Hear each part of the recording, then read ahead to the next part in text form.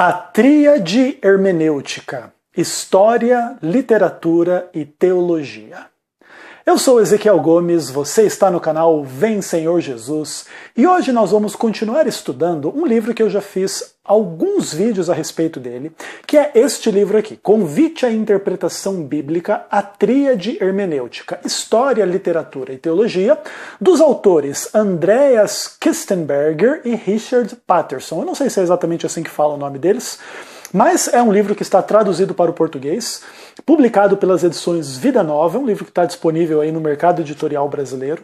É um livro muito interessante, que vai falar um pouquinho assim da necessidade de interpretação da palavra de Deus sob fundamentos sólidos, corretos, que venham então, vamos pensar assim, a oferecer às pessoas uma capacidade de interpretar da melhor forma possível um documento antigo como a Bíblia, complexo e etc, ok? Então assim, aqui na página 78, é o primeiro capítulo do livro, seria a parte introdutória do livro.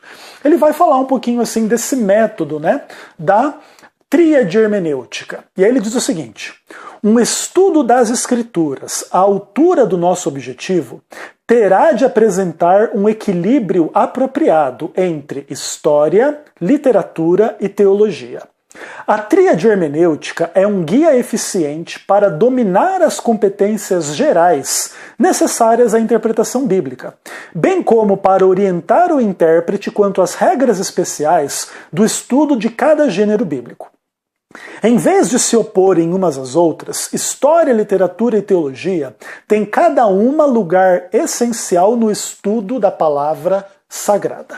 Então, basicamente, a teoria dos autores aqui é que quando a gente vai estudar a Bíblia, nós temos que levar em consideração algumas questões importantes. Primeiro, o contexto geral da história, tanto em termos internos quanto externos, tanto quanto possível. Então, quem escreveu o documento, quando escreveu, para quem escreveu, quais eram os contextos políticos, sociais, religiosos, da época em que aquilo foi escrito, para que aquilo possa fazer sentido numa audiência original, para que essa audiência possa receber o conteúdo desse documento como inspirado por Deus e preservar esse documento para a posteridade e etc.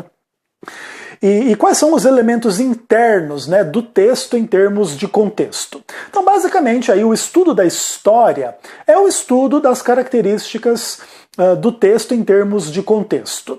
Algumas dessas características estão presentes no texto bíblico diretamente, então alguns documentos bíblicos trazem coisas do tipo assim: no ano tal, do reinado tal, do rei tal, eu, fulano de tal, tive uma visão e estou escrevendo isso e aquilo.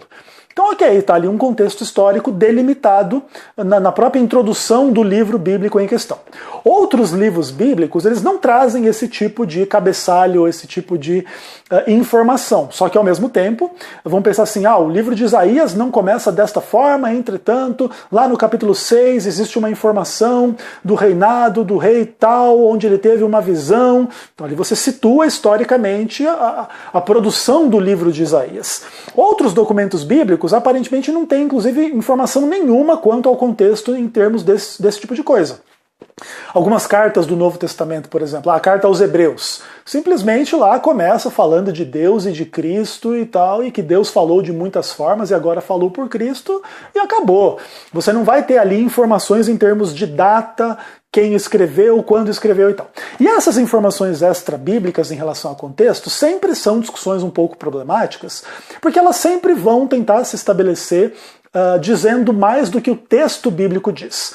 Então, se alguém diz, quem escreveu tal documento, que a própria Bíblia não revela quem escreveu, pode existir aí estudos, né, de conjecturas e etc., mas sempre vai haver uma afirmação, seja ela qual for, além do que o próprio texto bíblico indica claramente.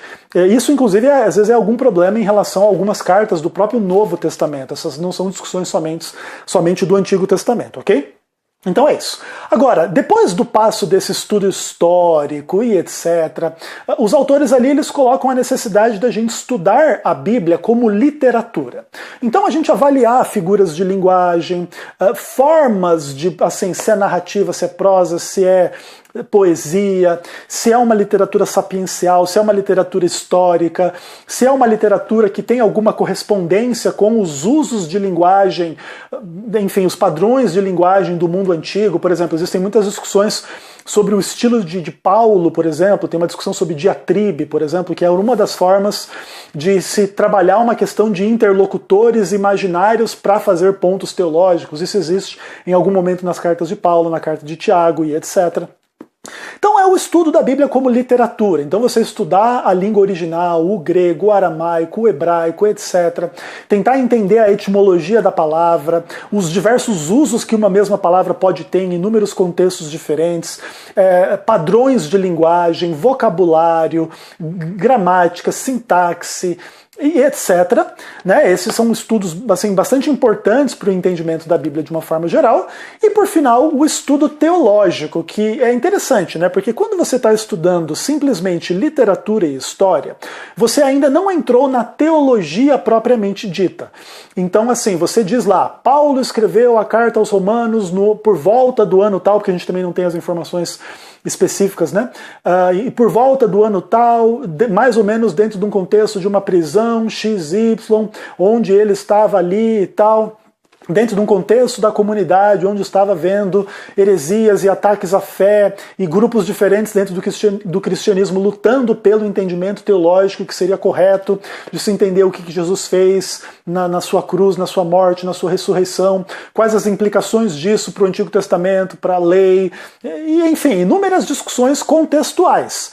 Quando você está discutindo a história, o contexto, a data, a autoria, as questões aí das pessoas originais que receberam esses documentos, você ainda não está fazendo teologia. Você começa a fazer teologia quando você, de posse dessas informações contextuais, de posse do estudo linguístico, sintático, gramático, etimológico e etc., você começa a entender os temas teológicos. Deus, homem, salvação, perdição, lei moral, lei cerimonial, leis civis, leis dietéticas, leis disso, leis daquilo. Isso em relação ao Antigo, Novo Testamento e tudo aquilo assim em termos de comportamento, em termos de redenção, em termos de inúmeros temas e questões que a Bíblia trata.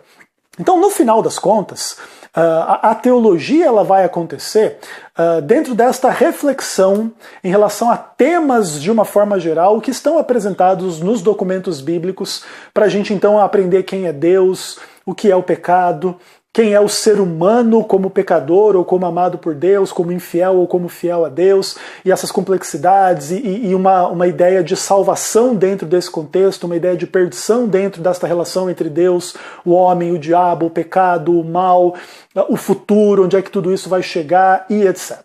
Então, basicamente, o livro aqui que eu estou estudando um pouquinho com vocês, ele é esse convite a interpretar a Bíblia, é esse convite a gente avaliar a palavra de Deus a partir destas três perspectivas. Eles falam que é necessário haver um equilíbrio entre essas três perspectivas.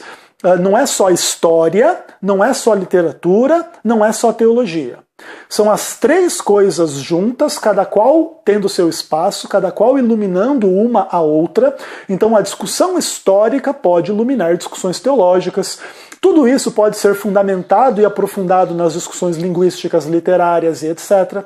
E tudo isso vai o quê? Concorrendo para um maior entendimento dos documentos bíblicos, para que a gente possa então entendê-los e a partir do seu entendimento tomar as nossas decisões, se a gente crê, se a gente não crê, se a gente segue, se a gente não segue na prática e etc. Óbvio que o convite à interpretação da Bíblia, nesse caso, é um convite para que se creia, para que se aceite, para que se obedeça, para que se experimente novo nascimento, transformação, salvação e tudo mais. Mas é óbvio que a gente não pode forçar ninguém a ter esta experiência. Existem inúmeras polêmicas a respeito da interpretação de inúmeros textos bíblicos. Existem muitos ateus que estudam a Bíblia e têm a sua hermenêutica, e têm a sua abordagem. Existem ateus que estudam a Bíblia em grego, aramaico, hebraico e etc. e tal. E simplesmente aqui os autores estão tentando, vamos pensar assim, trazer o conhecimento da hermenêutica para um público mais amplo. amplo, né? Para um público leigo, inclusive. Esse material não é um material voltado a profissionais da literatura, da hermenêutica bíblica, mas é um material voltado aos cristãos simples, de uma forma geral, que querem ter um conhecimento maior da palavra de Deus. Recomendo o livro. Livro excelente, ok? Claro, tem os seus defeitos, acho que não existe nada sem defeito na face da Terra, né? Nada que tenha a mão do ser humano.